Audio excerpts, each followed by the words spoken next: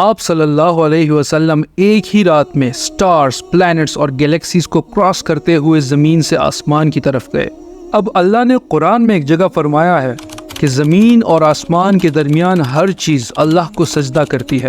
اس کا مطلب ہے کہ سارے سٹارز، گیلیکسیز، پلانٹس، پہاڑ، درخت وغیرہ۔ لیکن یہ کیسے ممکن ہے؟ سجدہ تو اس طرح ہوتا ہے، اور کسی نے کبھی ستاروں اور پلانٹس کو ہماری طرح عبادت کرتے دیکھا ہے؟ لیکن اللہ نے قرآن میں بار بار فرمایا ہے کہ تمام چیزیں اللہ کی عبادت کرتی ہے، تو ضرور ان تمام چیزوں میں کوئی نہ کوئی بات کامن، ایک جیسے ضرور ہوگی۔ آج سے بہت سال پہلے پوری دنیا یہ سمجھتی تھی کہ زمین کائنات کا مرکز ہے اور یہ ساکن ہے۔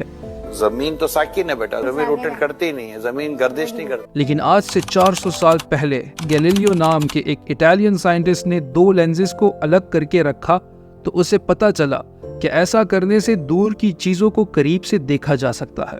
چھوٹے لیول پر ٹیلیسکوپس دنیا میں پہلے بھی تھے، لیکن ان کو صرف فوجی اور سمندری سفر میں یوز کیا جاتا تھا۔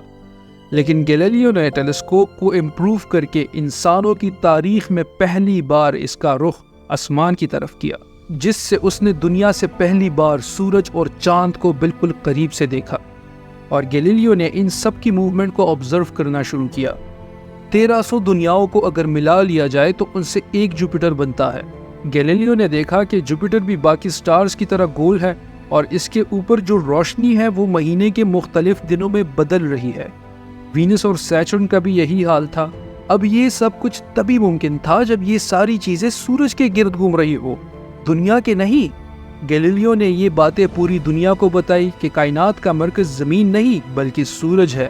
لیکن یہ بات سن کر یورپ کے تمام چرچز اس کے دشمن بن گئے، کیونکہ اس زمانے کے پوپ کا یہ خیال تھا کہ زمین ہی کائنات کا مرکز ہے۔ اس وجہ سے گیلیلیو کو چرچ سے یہ سزا ملی کہ وہ ہمیشہ کے لیے گھر میں قید کر دیا جائے گا۔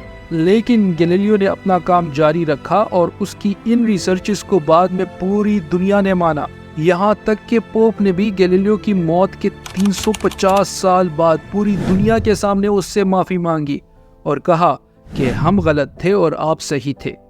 آہستہ آہستہ ہمیں پتہ چلا کہ زمین کائنات کا مرکز نہیں ہے بلکہ یہ سورج کے گرد گھومتی ہے، اور سورج بھی کوئی اتنی بڑی چیز نہیں ہے بلکہ یہ اپنے جیسے اربوں کھربوں ستاروں کی طرح ملکی وے گیلیکسی کا ایک چھوٹا سا حصہ ہے، اور یہ ملکی وے گیلیکسی اربوں سٹارز سے بنی ہوئی ہے۔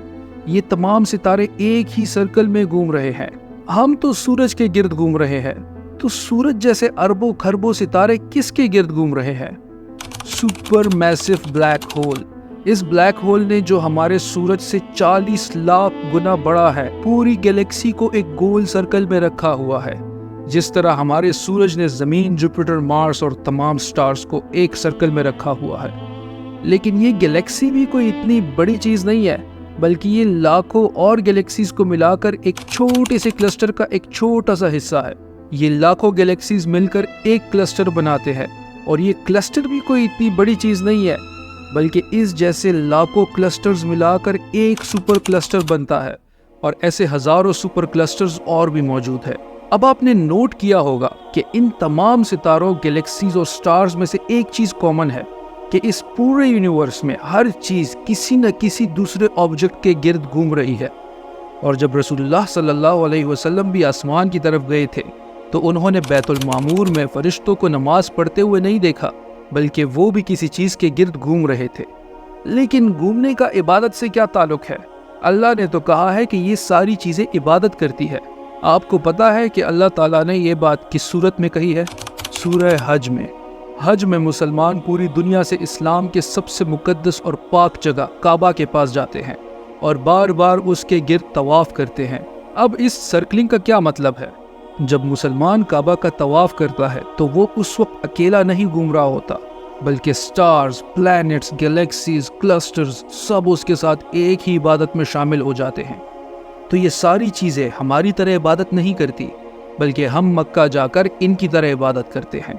لیکن اس آیت میں تو لکھا ہے کہ یہ ساری چیزیں اللہ کو سجدہ کرتی ہے، تو سجدے کا مطلب صرف ہمارے والا سجدہ نہیں ہے بلکہ اللہ کے نظام کے مطابق چلنے کو اور اللہ کی اطاعت کرنے کو بھی سجدہ کہتے ہیں۔